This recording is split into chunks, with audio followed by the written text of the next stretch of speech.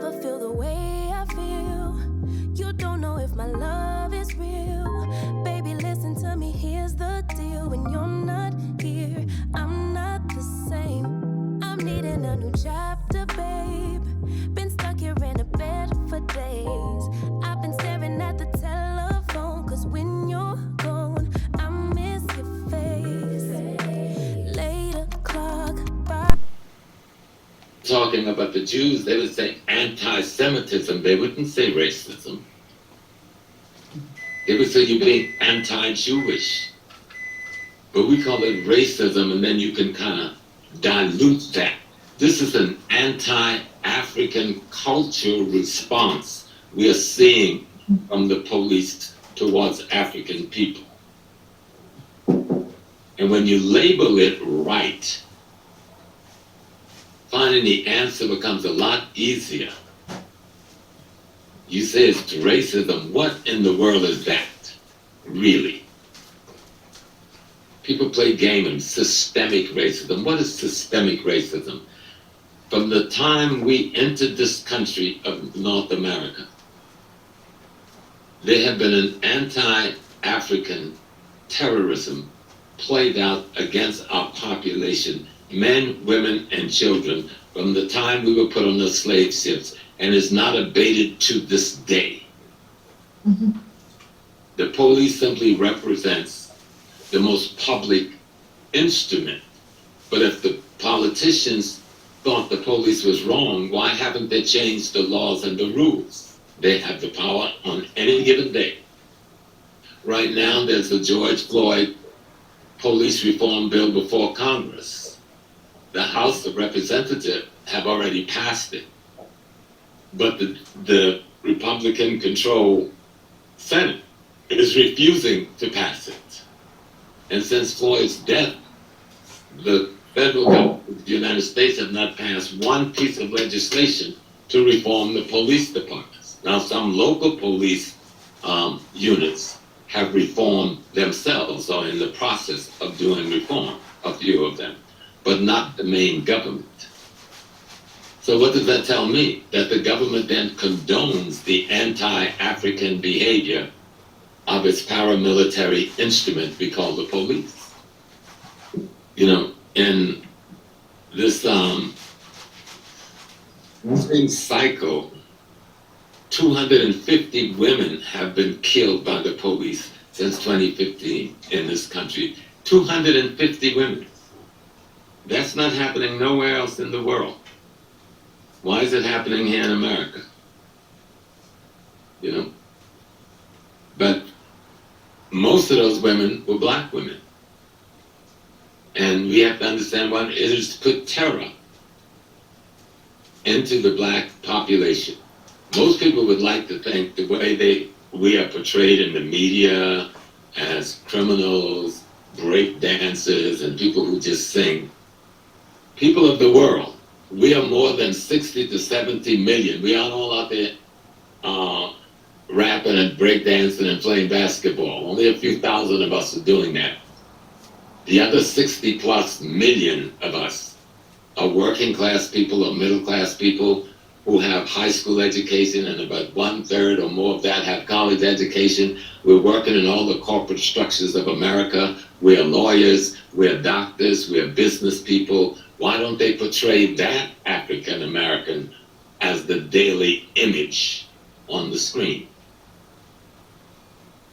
Because if you portray that person, you can't justify murdering to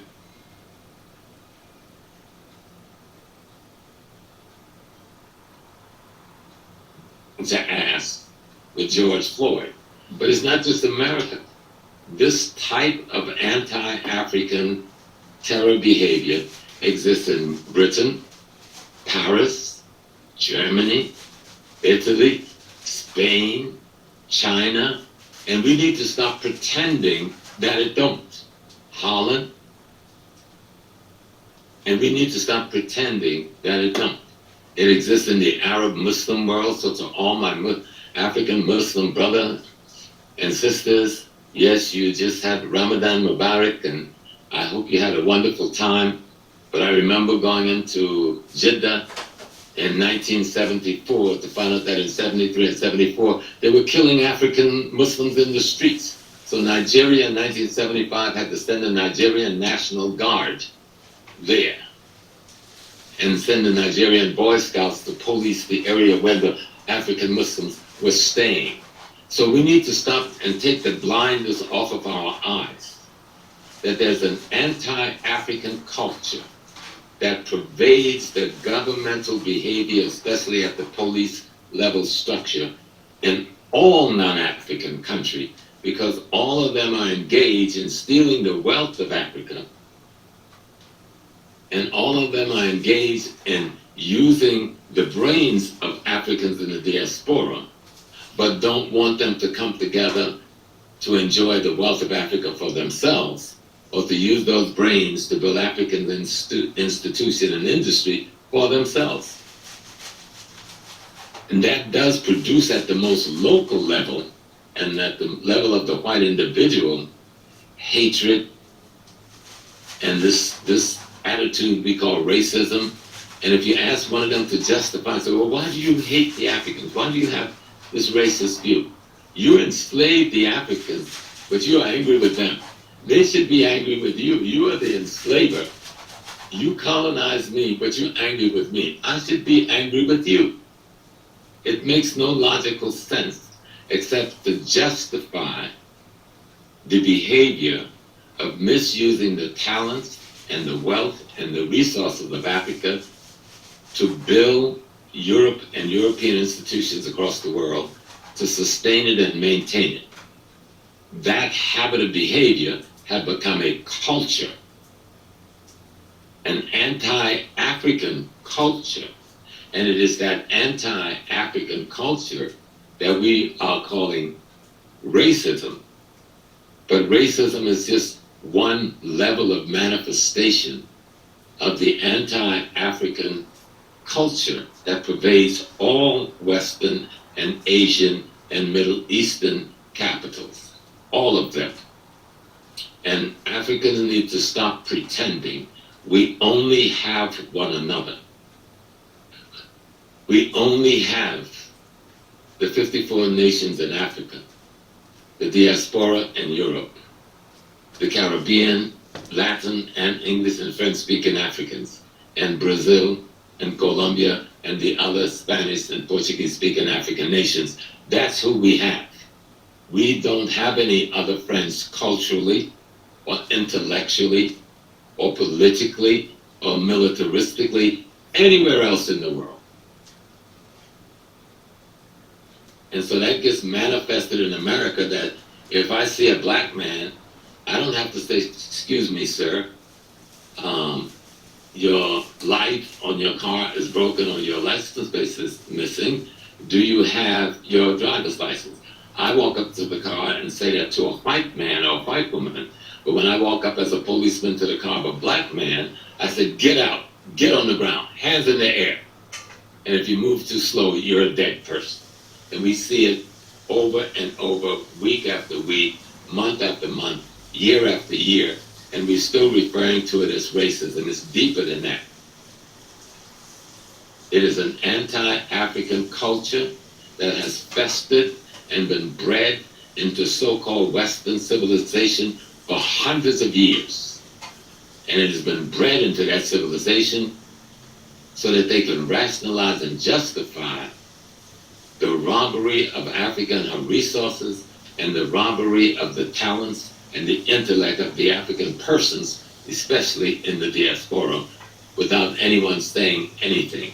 I think it was some man, where is he? I'd like to see, I don't know what I did with it. But it was some British soldier or diplomat in 1863. Yeah, and I'm going to read this.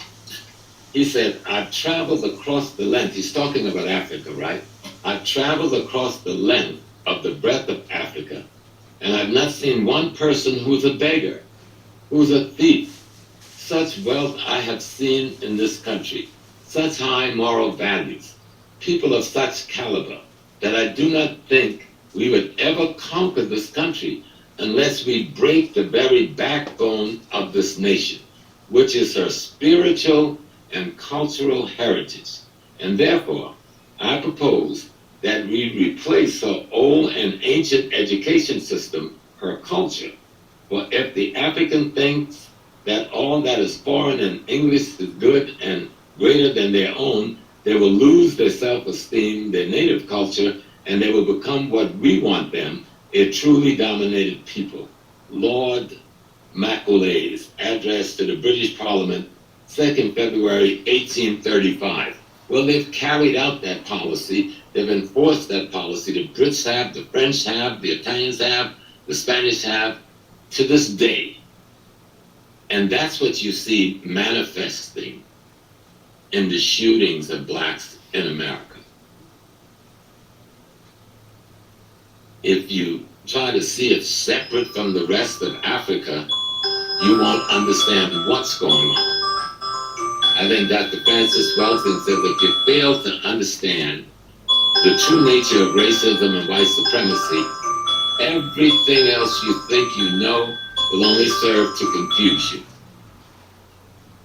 And you cannot understand white supremacy and racism unless you understand its relationship to Africa itself and African peoples worldwide. And we're afraid to make the connections because we're afraid of our enemy. They've instilled this fear in us. You know, if I criticize someone from Nigeria, they won't, even our own people don't say, oh, he's criticizing his own people himself. They would say that black American is criticizing the Nigerian. The Nigerian's the same African I am. I look like any man from Calabar or anywhere down there. My people come from Nigeria, Sierra Leone, from Ghana. So, you know, I have some native people, but those native people that lived on the east coast of America, they came from Africa before Columbus. I know my people, I know my history, I know my blood, I know my genes. And I didn't show up on the scene last week, people.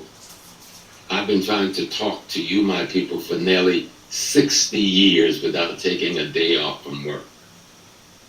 Nearly 60 years. So I'm trying to say something significant. The killings in America that we see has little to do with the black American and more to do with the black African in a larger scheme of things. The Africans in America, just the ones that are descendants of the formerly enslaved, is producing an disposable capital of over $1.7 trillion a year. What if we can tie just that into some African industries on the country?